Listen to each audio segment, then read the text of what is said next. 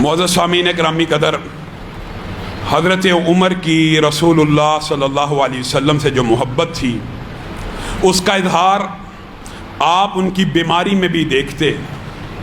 خنجر لگ گئے، طویل باب ہے، بات کو مختصر کر کے اپنی بات کو ختم کروں گا۔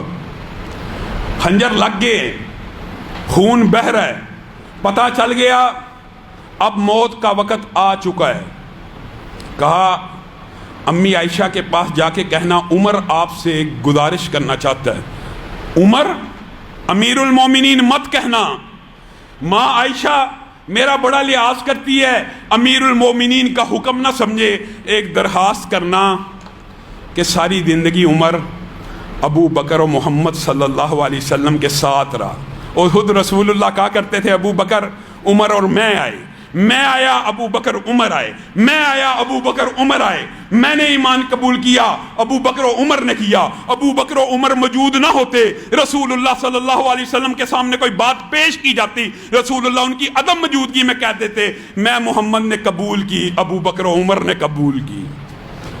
عمر کہنے لگے میں اپنے دوستوں کے ساتھ دفن ہونا چاہتا ہوں۔ امی عائشہ کو کہنا اپنے گھر کے اندر تھوڑی سی جگہ اگر میری بنتی ہے تو دے دی جائے۔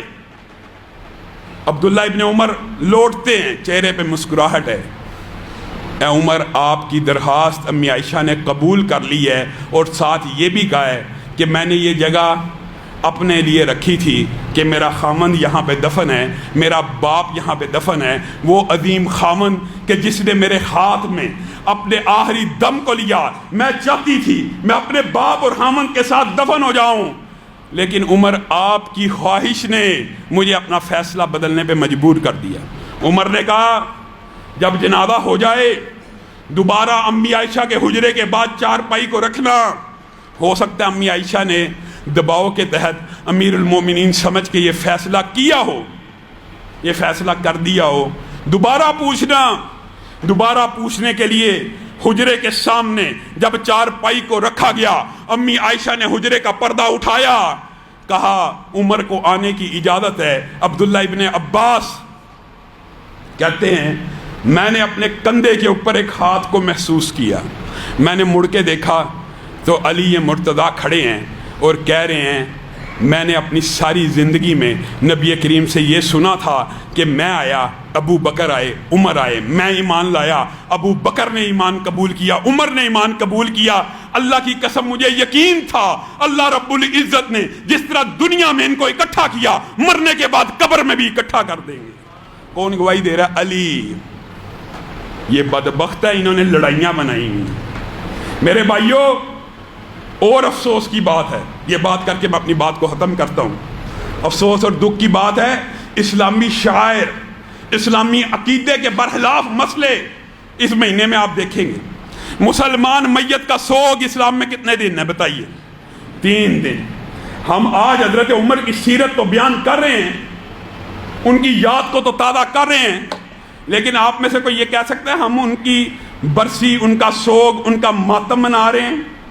اسلام کے اندر میت کا سوگ، مسلمان میت کا کتنے دن؟ 3 دن۔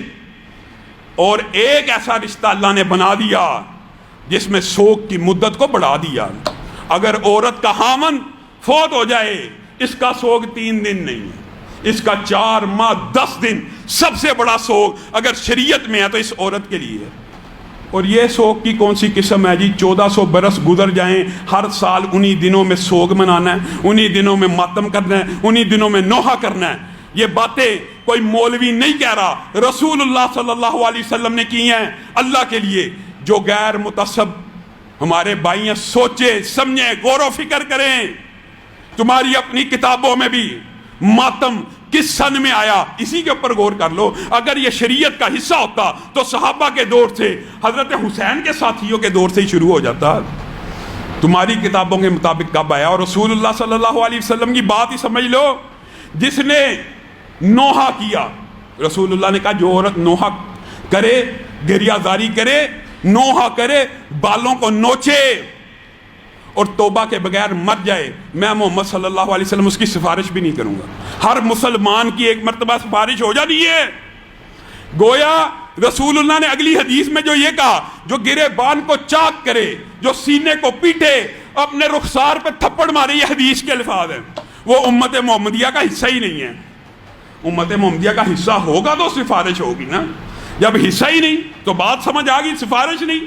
جو بغیر توبہ کیے نوحہ کرتے ہوئے، ماتم کرتے ہوئے، گریبان کو چاک کرتے ہوئے مر گیا، حدیث رسول ہے صلی اللہ علیہ وسلم کہ اس کو قیامت کے دن تیزاب کا لباس پہنایا جائے گا۔